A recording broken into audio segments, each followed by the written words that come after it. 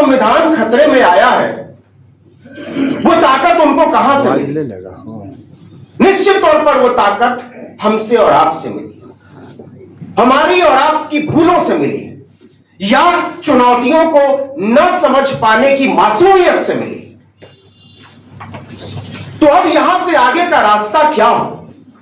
और मैं बात शुरू करना, क्योंकि खतरा कितना बड़ा है इसको समझने के लिए मैं आपको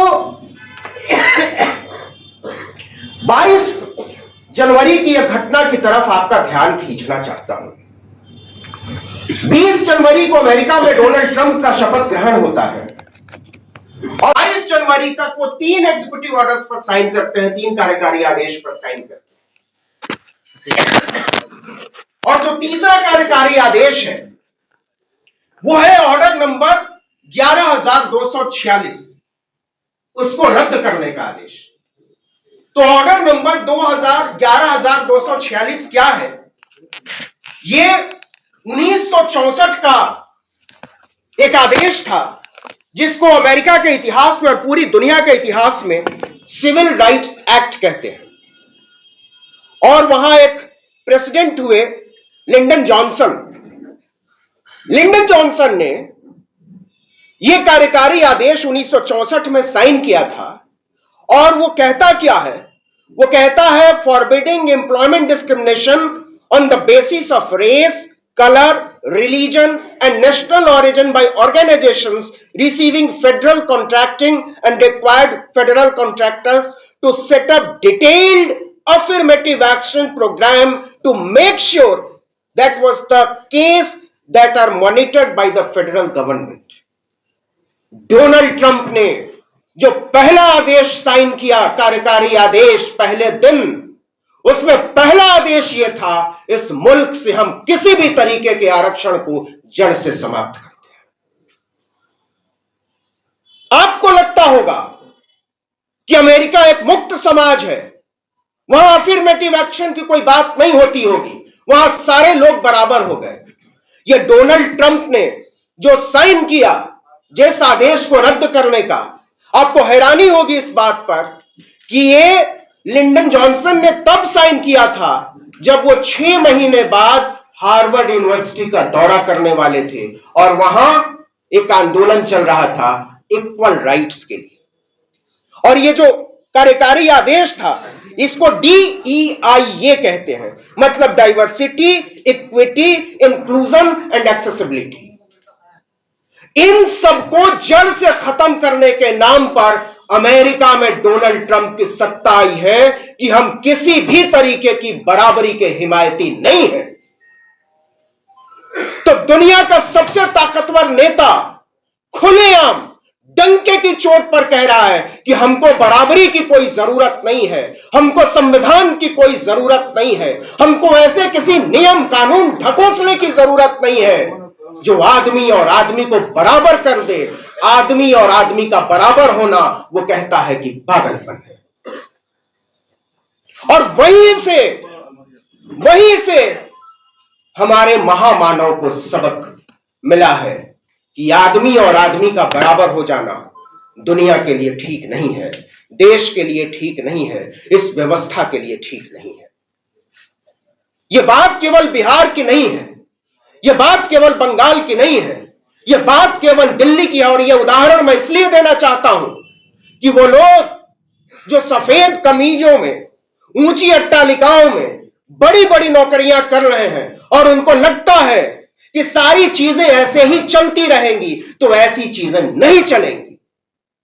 एक फरमान ऊपर से नीचे तक चला है कि इस दुनिया को अमीरों के द्वारा अमीरों के लिए बनाया जाना है और गरीब लोग, शोषित लोग, वंचित लोग केवल छोटी नौकरियां करेंगी और अगर मैं और क्रूर शब्द में कहूं तो केवल गुलामी करेंगे। तो ये आया क्यों? जब मैं समझने की कोशिश करता हूं कि ये आया क्यों, ये इतनी इनइक्वालिटी, इतनी गैर बराबरी कहां से आई, तो मुझे कुंभ के मेले की तरफ झांकना पड़ता है। और कुंभ के मेले में यह दुनिया के इतिहास का एक केस स्टडी है। यह अध्ययन की चीज है कि आज 1 महीने बाद भी किसी को नहीं पता है कि कुंभ के मेले में वाकई कितने लोगों को मारा गया है। और आपको लगता होगा कि यह एक भक्तिपूर्ण हत्याकांड था, आपको लगता होगा कि यह किसी सरकार की नाकामी है या किसी व्यवस्था, किसी पुलिस फोर्स की नाकामी है, लेकिन मुझे लगता है कि यह एक सिस्टमेटिक पॉलिटिकल मर्डर है। इस देश की राजनीति ने मिलकर इतने सारे लोगों को मारा है और वो मौतें इसलिए हुई हैं, जिस दिन भी यह आंकड़ा सामने आएगा उस दिन बहुत बड़ा घोटाला पकड़ा जाएगा।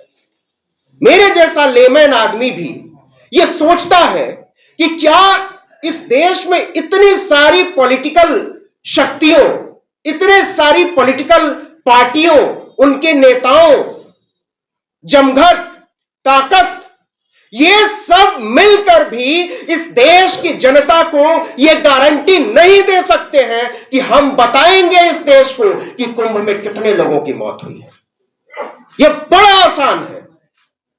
आप केवल एक टेलीफोन नंबर जारी कर दीजिए, कहीं एक कुंभ में जाकर कैंप लगा दीजिए कि आपके घर से कोई खोया है, कोई मरा है, कोई नहीं मिल रहा है, तो आप हमको बताइए और यह घपला पकड़ा जा सकता है। लेकिन यह नहीं हुआ। हम बड़ी बड़ी बातें कर जरूर रहे हैं, लेकिन हम छोटी छोटी कोशिशें नहीं कर रहे हैं। मैंने बहुत सारे लोगों को कहा कि कुछ कीजिए, यह बहुत जरूरी है और यह पॉलिटिकल काम है, लेकिन ऐसा नहीं हुआ। तो ऐसा क्यों नहीं हुआ?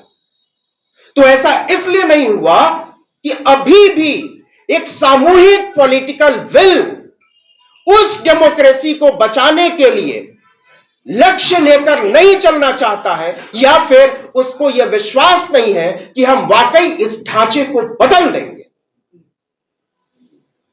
तो जब तक यह इरादा नहीं होगा कि हम इस ढांचे को बदल देंगे, तब तक यह ढांचा बदलने की शुरुआत भी नहीं हो सकती है। आप देखिए, गौर कीजिए, इस देश में डेमोक्रेसी का क्षरण देखिए, लोकतंत्र का अवमूल्यन देखिए और बाबाडम का विकास देखिए। जैसे जैसे लोकतंत्र की ढलान शुरू हुई है और वो नीचे गिरती चली गई है, बाबागिरी वैसे ही विकास पाता चला गया। पिछले 15 वर्षों में, 20 वर्षों में इतने बाबा आ गए हैं कि जनता कंफ्यूज्ड है कि वो किस बाबा को सही माने। और हर बाबा का आप इस बात पर हैरान, मुझे अभी भी याद है पार्लियामेंट में वो भाषण शरद यादव का, और उन्होंने कहा था कि बाबाओं का काम संसद चलाना नहीं है, बाबाओं का काम पॉलिटिक्स करना नहीं है, बाबाओं का काम नियम कानून बनाना नहीं है, यह खांटी तौर पर पॉलिटिशियंस का काम है, संसद को बख्श दीजिए। और आज का सच क्या है? आज का सच यह है कि बड़े बड़े पॉलिटिशियन उन बाबाओं के पैरों में जाकर गिरे हुए हैं। बड़ी बड़ी पार्टियां नतमस्तक हैं और हत्यारे, लुटेरों, दंगाइयों, बलात्कारियों के पैरों में पड़ी हुई हैं। उनको कभी फरलों पर छोड़ा जाता है, कभी जमानत पर छोड़ा जाता है, कभी किसी तरीके से हर चुनाव के पहले बाहर निकाला जाता है। तो जो कहने का आशय है वो ये है कि जब तक हम घाल मेल करते रहेंगे, जब तक हम समझेंगे नहीं, और मेरे भाई, मेरी माओ, बुजुर्गों, मेरी बहनों, यह तो तय करना ही पड़ेगा कि बीच का कोई रास्ता नहीं होता है। वो समय हम बहुत पीछे छोड़ आए हैं जब बीच के रास्ते पर चलकर हम किसी मंजिल की खोज कर सकते थे और कम से कम इसकी उम्मीद पाल सकते थे। यह उम्मीद टूटेगी और बार बार टूटेगी, और यह किसके खिलाफ जाएगा, मैं इसकी भी बात करना चाहता हूं। मुझे लगता है कि यह लड़ाई किस बात की लड़ाई है, यह संविधान पर खतरा अचानक कैसे आया, और क्या हम इसके बारे में आगे सोच सकते हैं। तो मुझे लगता है कि यह लड़ाई बहुत लंबी लड़ाई है, और यह किसी एक पार्टी, किसी एक समूह, किसी एक जातीय वर्ग, किसी एक चेतनाधारी समाज की लड़ाई नहीं है। इस लड़ाई को सामूहिकता में देखना पड़ेगा और सामूहिकता में ही लड़ना पड़ेगा। क्योंकि जब मैं देख रहा हूं अपने आसपास के लोगों को और बनते हुए समाज को, तो कोशिश करता हूं समझने की कि वो किस चीज को बचाने की कोशिश कर रहे हैं। नरेंद्र मोदी की सत्ता, भारतीय जनता पार्टी की सत्ता, संघ की सत्ता, दक्षिणपंथी राजनीति से जुड़े हुए लोग, सब लोग मिलकर किस चीज को बचाने की कोशिश कर रहे हैं। सब कुछ तो है उनके पास, सत्ता उनके पास है, ताकत उनके पास है, पैसा उनके पास है, तकनीक उनके पास है, सच को झूठ, झूठ को सच बनाने की ताकत उनके पास है। तो वो किस चीज को बचाने की कोशिश कर रहे हैं? तो मुझे सिर्फ एक जवाब मिलता है, वो शोषण युक्त समाज की व्यवस्था को फिर से बनाने की कोशिश कर रहे हैं। उनको दिक्कत हुई है कि फटे जूते सिलने वाले हमसे बराबरी की बात करते हैं। उनको दिक्कत हुई है कि मरी हुई गायें उठाने वाले लोग हमसे बराबरी की बात करते हैं। उनको दिक्कत हुई है कि हजामत करने वाले लोग हमसे बराबरी की बात करते हैं। उनको दिक्कत हुई है कि झूठे बर्तन धुलने वाले लोग हमसे बराबरी की बात करते हैं। और इसलिए वो पूरी ताकत के साथ उस व्यवस्था को फिर से बनाना चाहते हैं, फिर से बहाल करना चाहते हैं, फिर से हासिल करना चाहते हैं, और तब जाकर बनेगा उनका विकसित भारत। जिस दिन से बराबरी की मांग तेज हुई है, जिस दिन से सामाजिक न्याय का आंदोलन मुखर हुआ है, जिस दिन से गांवों के बच्चे बच्चियां बाहर निकलना शुरू हुए हैं, उस दिन से बहुत जरूरत महसूस हो रही है विकसित भारत बनाने की। एक ऐसा भारत जिसमें भ्रष्टाचार सदाचार हो, एक ऐसा भारत जहां बराबरी सबसे बड़ा अपराध हो और बराबरी की मांग उससे भी बड़ा अपराध है। इसलिए मैं कहना चाहता हूं कि समग्रता में चीजों को देखना होगा। अभी जनवरी की बात है, गुजरात की घटना है। जनवरी में क्या हुआ, वहां की एक कॉलोनी है सलाबतपुरा। सलाबतपुरा में एक हिंदू महिला ने कहा कि मैं अपना घर बेचना चाहती हूं। उसने एक मुस्लिम के साथ सौदा किया और मुस्लिम के साथ सौदा करके बयाना लिया, किसी को कोई दिक्कत नहीं थी। अचानक से अड़ोस पड़ोस के लोगों को पता चला कि एक हिंदू मुसलमान को घर बेच के जाना चाहती है। वो पहुंचे कलेक्टर के पास और कलेक्टर ने आओ देखा न ताओ वहां जाकर डिस्टर्ब्ड एरिया एक्ट लगा दिया, मतलब अशांत क्षेत्र अधिनियम। इस अधिनियम के तहत एक धर्म का व्यक्ति दूसरे धर्म के व्यक्ति को अपनी मर्जी से संपत्ति नहीं बेच सकता। उसे सरकार ने जब्त कर लिया, सील कर दिया, नहीं बेच सकते आप।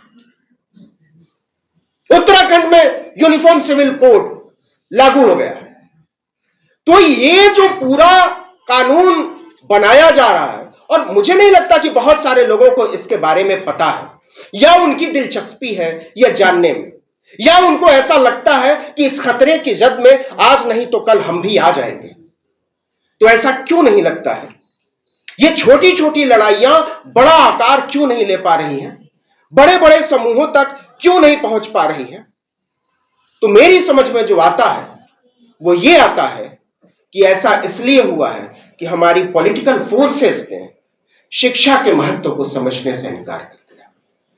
उनको लगता था कि बैनर, पोस्टर, पैम्फलेट इतना काफी होगा। हम लोग बड़ी बड़ी बातें कर जरूर रहे हैं, लेकिन यहीं से कुछ दूर पर एक शहर है गया। गया से 10 किलोमीटर दूर एक गांव है नियाजीपुर। वहां 300-350 मांझियों की बस्ती है। आपको इस बात से हैरानी होगी कि उस बस्ती से एक भी बच्चा 10वीं पास नहीं है। मंत्री नहीं है।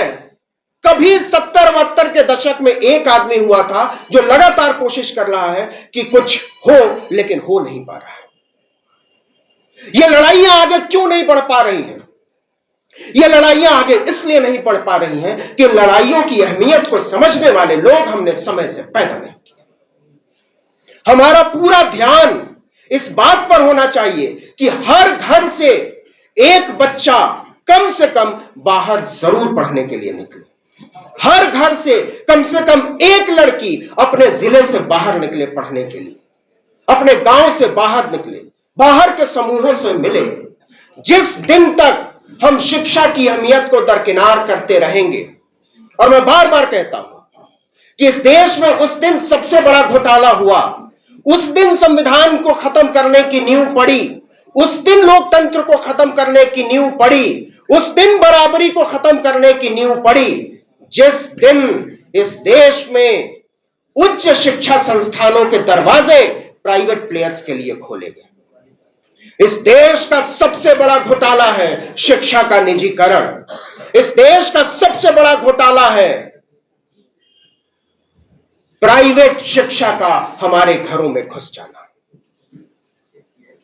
इस सरकार से हमको अभी भी समय है इस गारंटी की मांग करनी पड़ेगी कि या तो उच्च शिक्षा संस्थानों और किसी भी तरीके के शिक्षा संस्थानों में अगर कोई बच्चा पढ़ना चाहता है, अगर कोई लड़की पढ़ना चाहती है, तो उसकी फीस सरकार को भरनी पड़ेगी, चाहे वो फीस जितनी भी हो, और नहीं तो इस देश में उच्च शिक्षा संस्थाओं से प्राइवेटाइजेशन को खत्म करना पड़ेगा। ये हम नहीं लड़ेंगे लड़ाई तो हमारी आने वाली नस्लों को लड़नी पड़ेगी, हमारी बेटियों को लड़नी पड़ेगी। और यह बात इसलिए मैं कह रहा हूं कि जिस दिन तक शिक्षा के क्षेत्र में हम अपने लोगों को ज्यादा से ज्यादा लोगों को नहीं भेजेंगे, तब तक हम समझ नहीं पाएंगे कि लड़ाई जानी कहां चाहिए, और हम यही मातम मनाते रह जाएंगे कि इस लड़ाई को लोग समझ क्यों नहीं रहे। इस लड़ाई को समझने के लिए जरूरी है कि हम उस दौर को समझें, क्योंकि अभी 6 महीने पुरानी बात है, 6 महीने पुरानी बात है, सुप्रीम कोर्ट ने एक ऑर्डर पास किया और सुप्रीम कोर्ट ने यह कहा, मुझे इस बात पर बड़ी हैरानी हुई, सुप्रीम कोर्ट ने यह कहा कि जेलों में जातियों के आधार पर काम नहीं कर सकते, काम नहीं बांट सकते। रतन जी, मुझे हैरानी हुई कि क्या सचमुच में पिछले 75-80 साल से जेलों में जातियों के आधार पर काम हो रहा है? मतलब अगर कोई मेहतर जाति का है तो वो पखाना साफ कर रहा है, कोई ब्राह्मण है तो वो पूजा करवा रहा है, कोई अगर राजपूत है तो वो तलवार भांजना सिखा रहा है। क्या ऐसे काम हो रहा है? लेकिन ऐसे हो रहा है, और यह इस देश का सुप्रीम कोर्ट ने एडमिट किया है कि नहीं करवा सकते। अब जाकर उसको रोकने की उत्तर प्रदेश की सरकार ने हलफनामा देकर कहा कि हमको पता ही नहीं था ऐसा हो रहा है। तो कहीं ना कहीं हमारी पूरी लड़ाई समझौता परस्ती से जूझ रही है, और चूंकि हम सब लगभग एक तरह से सोचने वाले लोग हैं, हम चाहते हैं कि कोई रास्ता निकले। हम समझने की कोशिश कर रहे हैं कि इस दौर से मुल्क को कैसे बाहर निकाला जाए और किस तरीके से एक नई राह बने जो सबके लिए सम्मानजनक हो। तो इसलिए आखिर में जो बात मैं कहना चाहता हूं वो ये कहना चाहता हूं कि ये किसी एक हुकूमत से लड़ाई का मसला नहीं है, ये किसी एक पॉलिटिकल आइडियोलॉजी को सत्ता से हटाने का मसला नहीं है, यह उससे कहीं ज्यादा बड़ी लड़ाई है। यह आत्मसम्मान की लड़ाई है। और जो एक आखिरी बात मैं कहना चाहता हूं कि इस दुनिया को औरतों के हवाले करने का वक्त है। इस दुनिया में जितनी भी खराब चीजें हैं, युद्ध है, अशांति है, गंदी हवा है, नफरत है, घृणा है, इन सब के जिम्मेदार केवल और केवल मर्द हैं। और इस दुनिया में जितनी अच्छी चीजें हैं, साफ पानी है, हरियाली है, प्रेम है, जिंदा रहने की तलब है, इसके लिए सिर्फ और सिर्फ औरतें आगे बढ़कर आई है। तो हम पहले ही बहुत देर हो चुके हैं। समय है कि हम औरतों की भागीदारी बढ़ाएं, न केवल ऐसे मंचों पर, न केवल समाजों में, न केवल उनको ज्यादा अधिकार से लैस करें, न केवल उन पर ज्यादा भरोसा करें, बल्कि हम मानसिक रूप से तैयारी करें कि इस दुनिया को जिस रोज केवल और केवल औरतें चलाएंगी। जरा सोच कर देखिए ये दुनिया कैसी होगी। जर्मनी का उदाहरण हमारे सामने है। मैं ये अपील करके जा रहा हूं कि अपने घरों की औरतों को, बेटियों को बाहर निकलने दीजिए, उन पर भरोसा कीजिए और सोचिए कि जब वो समाज के नियम कायदे तय करेंगी तो ये समाज कैसा होगा। इनकलाब जिंदाबाद।